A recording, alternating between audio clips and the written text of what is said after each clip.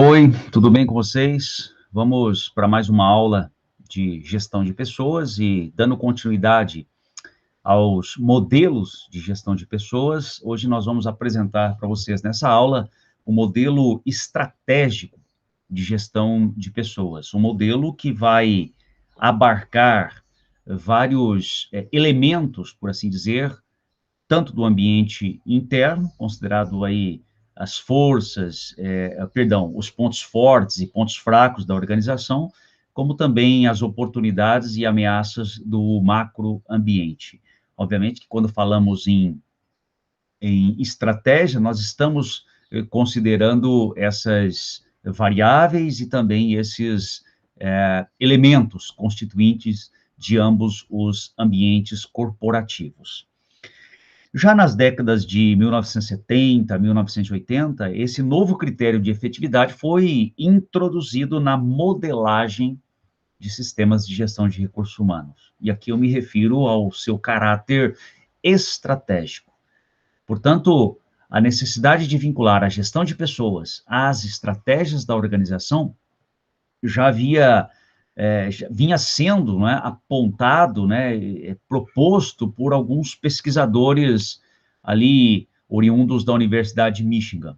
A visão desses autores, desses pesquisadores, era de que a gestão de recursos humanos deveria buscar o melhor encaixe possível com as políticas empresariais e os fatores ambientais. Para tanto, os planos estratégicos dos vários processos de gestão de recursos humanos seriam derivados das estratégias corporativas da empresa. Nesse aspecto, vai haver um indício de ruptura com as escolas comportamentais ou behavioristas, como a gente já estudou em modelos passados. Não é mais a motivação genérica que o modelo deve buscar. Indivíduos motivados, satisfeitos e bem atendidos em suas necessidades estão prontos para atuar. Isso é verdade, isso é fato.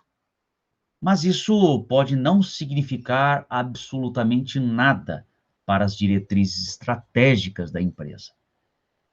Esses autores e autores que pesquisaram os trabalhos desses autores reconhecem o avanço proporcionado pelo grupo de Michigan, por assim dizer, ao demonstrar a importância desse caráter estratégico no modelo de gestão de pessoas. Mas advertem, né, ou chamam a atenção para os limites dessa concepção. Para esses autores, o papel de recursos humanos se resumiria a adaptar-se à estratégia de negócio e a implementar a sua diretriz específica.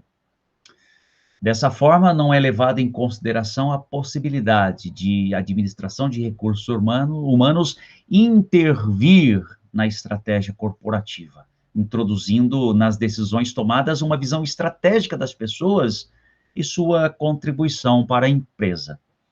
Em outras palavras, é um risco que esses estudos nos despertam ou nos chamam a atenção para o fato de não sermos, ou que o modelo estratégico de gestão de pessoas não seja simplesmente uma reverberação da estratégia corporativa, mas sim que seja uma via de mão dupla, que o modelo estratégico de gestão de pessoas seja também o resultado efetivo de uma influência direta na elaboração da estratégia corporativa. Isso é fato. E isso muda completamente a forma como nós vamos entender esse modelo estratégico de pessoas. Eu chamaria esse primeiro formato de um modelo passivo, onde o sistema de gestão de pessoas, ou modelo de gestão de pessoas, se resumiria simplesmente a atender os pressupostos inicialmente preconizados pela estratégia corporativa. Já do outro lado, o que eu chamaria de modelo ativo, estratégico na gestão de pessoas seria aquele modelo em que haveria uma conversação prévia, uma simetria, um alinhamento, de modo que a gestão de pessoas também contribuísse efetivamente na construção da estratégia corporativa e, logo em seguida, então, reverberasse esse modelo de gestão estratégica de pessoas. Nas décadas de 1980, meados de 1990, a Harvard Business School desenvolve uma nova perspectiva de gestão estratégica de pessoas. Autores vão se utilizar de tópicos abordados pelo curso de Administração de Recursos Humanos, introduzidos no MBA da Harvard Business School, para demonstrar como essa abordagem, conhecida como a abordagem de Harvard, se mostra mais ampla e integradora do que as anteriores. No início da década de 1981, o curso estava estruturado em algumas áreas de políticas de recursos humanos, como influência sobre os funcionários, o que foi chamado de filosofia de participação, processos de recursos humanos, compreendendo aí recrutamento, desenvolvimento e demissão, sistemas de recompensa, abarcando os incentivos, compensação e participação, e sistemas de trabalho, como a organização do trabalho propriamente dita. Essa abordagem, portanto, conhecida como abordagem de Harvard, aponta à necessidade de um modelo de gestão de pessoas corresponder a fatores internos e externos à organização. O que eu iniciei a nossa aula falando sobre a importância de compreender nas estratégias fatores internos e externos. Obviamente que no começo da aula eu chamei de fatores e variáveis. As áreas de políticas mencionadas, elas seriam afetadas pelos interesses dos stakeholders. Se você ainda não ouviu essa terminologia, stakeholder, eu convido você a consultar algum material, e você pode, inclusive, consultar o Dr. Google para ter uma noção inicial do que é um stakeholder. Mas aqui, para nós vamos considerar os principais stakeholders no cômputo dessa aula e desse texto, como os acionistas, gerentes, grupos de empregados, sindicatos, comunidades e governo. Então, nós temos, de um lado, os interesses dos stakeholders e, de outro lado, nós temos pressuposições situacionais. Portanto, as decisões de administração de recursos humanos deveriam estar pautadas pela gestão desses dois conjuntos de fatores, de modo a conciliar todos os interesses envolvidos. Vejam que essa é uma prerrogativa, uma característica sine qua non desse modelo estratégico de gestão de pessoas. Considera-se os interesses dos stakeholders e considera-se também as pressões situacionais advindas tanto do ambiente interno quanto do ambiente externo. Não só considera, mas compreende ela na formulação da estratégia corporativa e, portanto, na formulação do modelo estratégico de gestão de pessoas. Como afirma os estudos, na visão de Harvard, a principal responsabilidade da gestão de recursos humanos é integrar de forma harmoniosa as 4 áreas em si e com a estratégia corporativa da empresa. No Brasil, a perspectiva estratégica de gestão de recursos humanos influenciou as organizações mais bem estruturadas nessa área na década de 1980. Caminhando já para o final dessa década, nos anos aí de 1987, o professor Albuquerque, da Universidade de São Paulo, realiza uma pesquisa abrangente e considerada bastante elucidativa a esse respeito, num conjunto amplo e expressivo de empresas brasileiras. Nesse estudo, é possível encontrar uma profunda revisão bibliográfica do conceito e outras constatações consideradas relevantes na implementação prática desse modelo no país.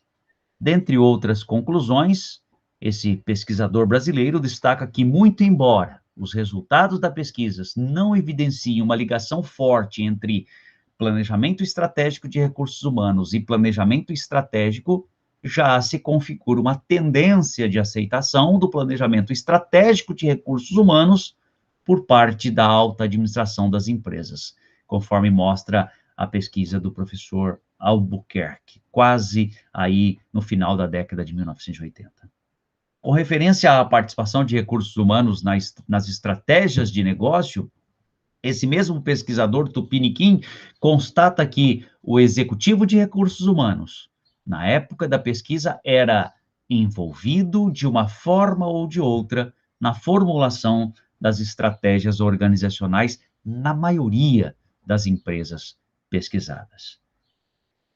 É possível, portanto, a partir dessa citação e da compreensão e do entendimento dessa pesquisa, ainda que de forma preliminar, que já havia, então, não totalmente consolidada, mas um início de que as estratégias de administração de recursos humanos estavam, de alguma forma, sendo compreendidas pelas estratégias corporativas e vice-versa.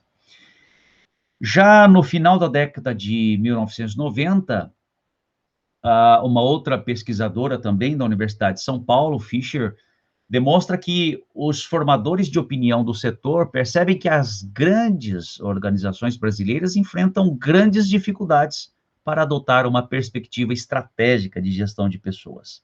Embora esse estudo também tenha constatado que praticamente todas as empresas, se orientavam por esse ideal.